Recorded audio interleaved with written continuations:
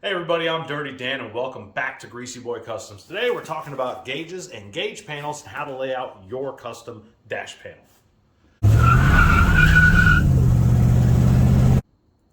The gauges we're going to be using today are a set of Dolphin gauges that I purchased on eBay. This is a 5-piece kit, no tachometer. You can get the same kit with a tach. They offer several different colors. These are all electronic, no mechanical gauges.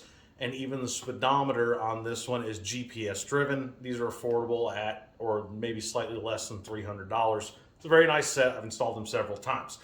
We're going to be doing the gauges in Jim's M37, but these tips and tricks and this information works across all gauge layouts. We're going to take our panel, we're going to show you how to lay it out and make the grid, and then figuring out your measurements and some different ways that you can cut the holes. Let's go ahead and get started. First of all, excuse the mess. We've had a lot of big jobs in here lately and, well, we haven't gotten around to cleaning up.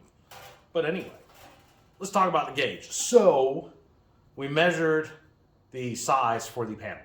Now this one is pretty simple because it's a rectangle and we're looking at 13 by 7 inches.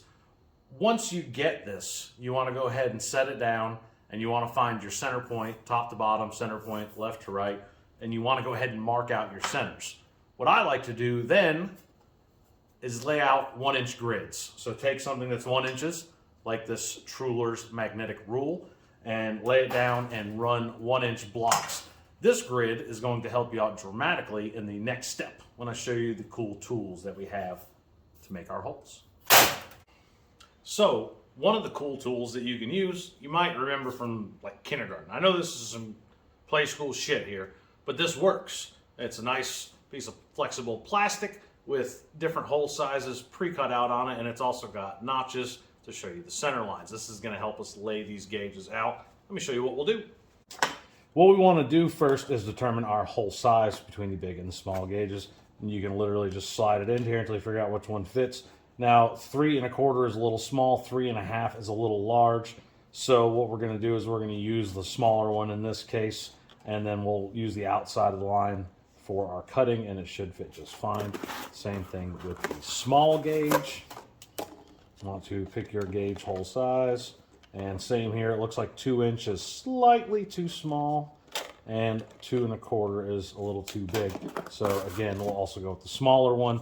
We're going to lay these out on here and mark our holes, and then we're going to talk about cutting these holes.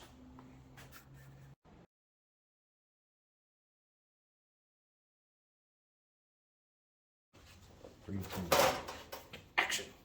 All right, everything looks good, right? All right, all our holes, everything's fine, nice and shiny. Woo, okay. Now we gotta talk about cutting this out. A couple different options. A lot of you familiar with hole saws. Look at that. Easy to use. This one does not have the drill bit in it at the moment. Be careful when you're using a hole saw because they do tend to walk a little bit while you're drilling. So make sure you're not going too far. If your hole needs to be exactly like 2 1/8, go with a 2-inch. You'll thank me later. Clean up the holes when you're done. Next option is to use some snips. You can drill a hole or several holes to give you access. Cut out the hole. It's gonna be a lot easier on the big one as opposed to the small one. I'm not that good with snips that I feel confident cutting out those smaller ones cleanly. So I use a plasma. Plasma is not an option for everybody, but it's a wise investment if you're gonna be doing a lot of this stuff. You'll find all kinds of ways to use it. They have guides that you can use for your plasma to put a center point. It kind of works like a compass, like you would have used in elementary school with your elementary school toys. Cuts the hole real nice. Cool, good. You can use a like-sized object as a guide, put it on there, and then use it as a guide to cut out. Either way, take your time, make sure you're doing it right, and we'll get these holes cut out. And then now that we've got our holes cut out and we've got our bead roll in around the edges, we test fit, make sure everything still looks good. The only steps we have left are to drill those mounting holes that we actually center punched them on the backside, and clean up the edges, true everything up, and make sure everything fits like it's supposed to. Then we'll move on to wiring up the gauge cluster. We're not going to go over the wiring because there are several different configurations. Reference your gauge manufacturer's wiring diagram to hook those up. But either way, thank you for joining me. Till next time, happy hot rodding.